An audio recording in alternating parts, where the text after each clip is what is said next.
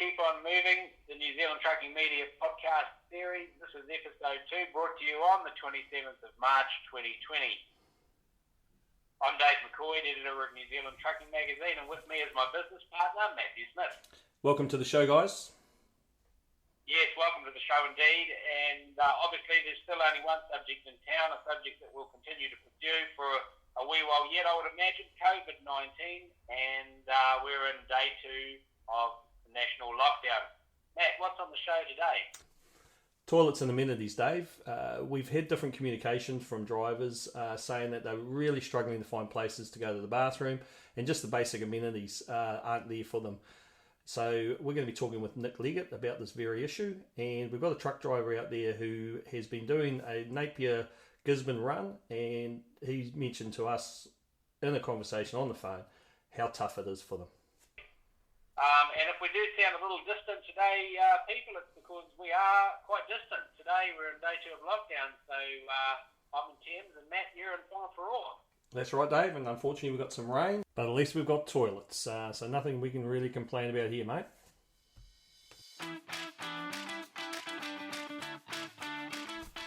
Okay, on the phone we've got Doug Bell from Regal Haulage.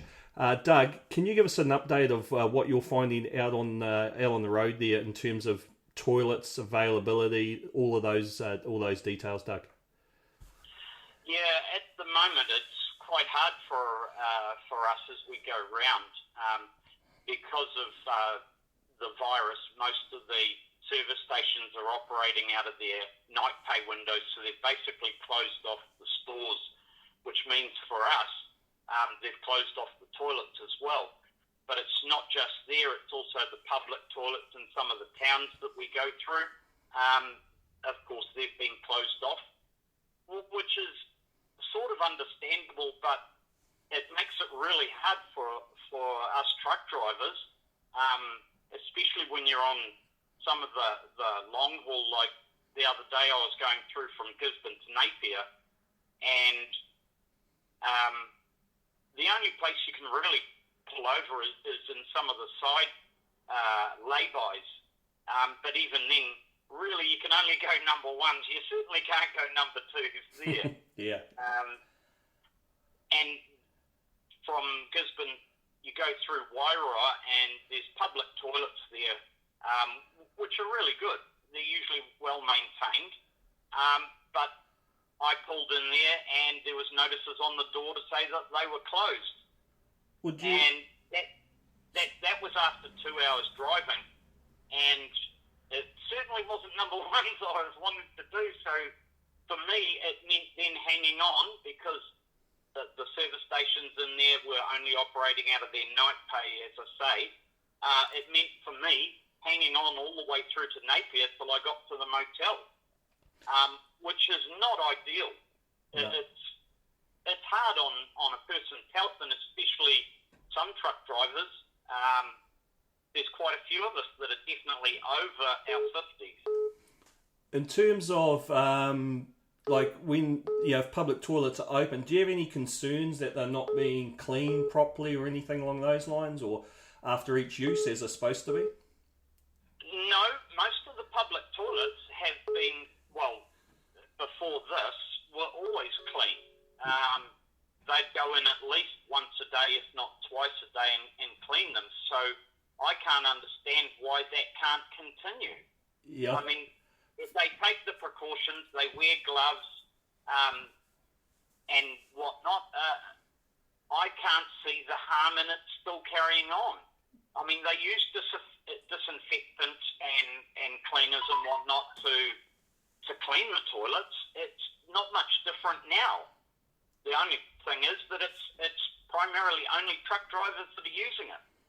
Look, Doug, yeah, I think everyone's really aware of the problem, and I know that we've been talking with Nicol Egan from the RTF, and he is out there talking to government about making or ensuring that drivers have the basic needs, which is food and obviously toilet facilities. So we'll definitely be working with him on that as well, or giving him information that we're getting through our Facebook page that we set up.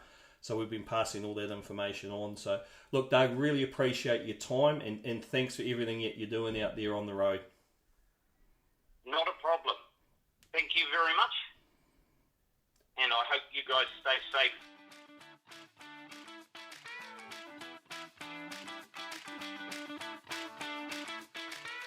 Right, we've got Nicol Egan on the phone. Obviously, with what's going on out there, we've had a lot of communication with drivers through a Facebook page that we've set up. Nearly got 1,000 people in just over 24 hours following that. The big problem out there is drivers not being able to find toilet facilities. Nick, can you give us any update on information out there that you have? Well, this is certainly a hot issue, and I want to congratulate yourselves on coming up with a list that's useful to drivers so they know where the facilities are open and closed. The Road Transport Forum and its associations are also working to get you information to help complete that list. Look, we put this on the record with government officials yesterday. We also contributed, as you know, to a media story on it with Radio New Zealand.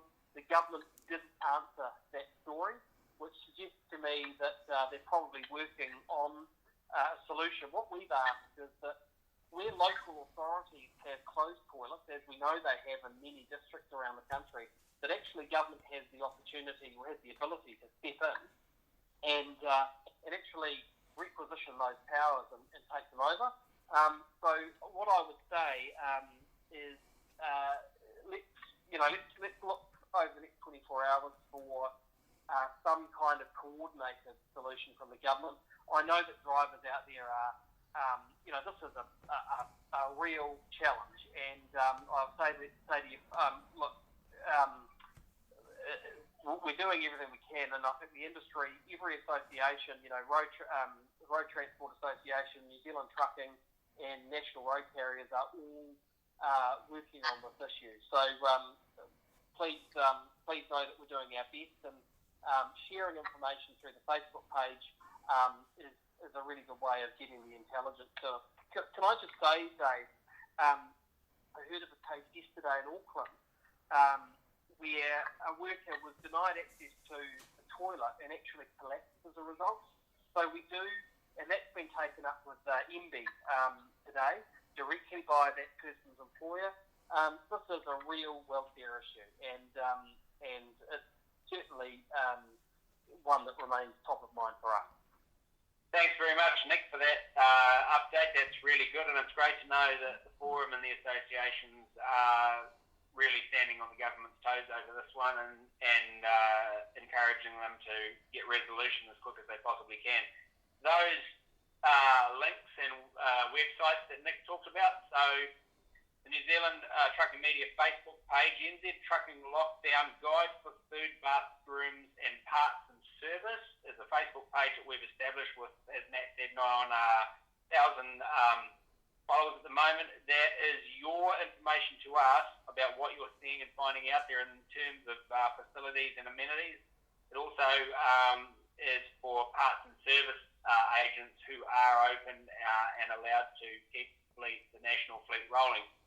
If you're looking for a database, obviously with social media it scrolls to the bottom. If you're looking for the built database as it's coming in, we're putting that together and would encourage you to go to the New Zealand Trucking Magazine website, nztrucking.co.nz, in the news section, and then scroll down and you'll find a North and South Island tab for amenities and facilities and parts and service. We are working with our service provider to get a direct click link on the home page that will take you straight to those individual pages. But at the moment, newzealandtrucking.co.nz, news section, and then find the North and South Island story. It's clearly labelled facilities COVID-19 down in the newsfeed. Matt? Yeah, part of that on that tab is again food. We've obviously talked a lot about toilets, but part of the problem out there is guys aren't able, or guys and girls, truck drivers I should say,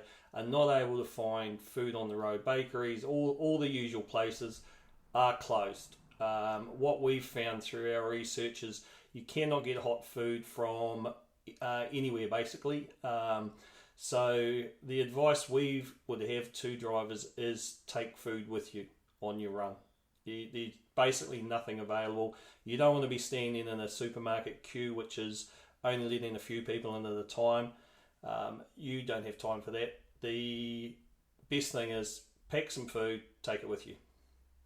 Yeah, absolutely. And as Matt said, the information we're getting is dealing with open and sanitised toilets is a whole lot easier than the whole complications around food hygiene and food preparation. So it's a case of pack a big lunchbox, take a bunch of water, and don't expect to be able to buy food on the road from very many places at all.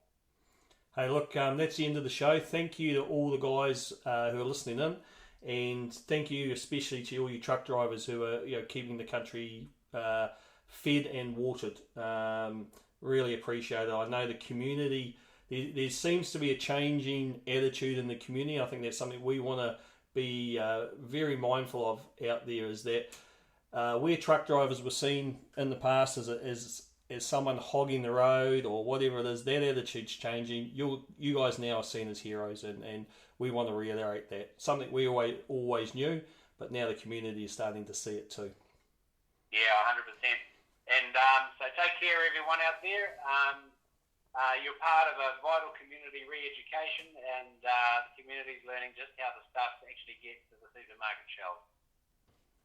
Thanks, guys. Have a good day. Take care, everyone.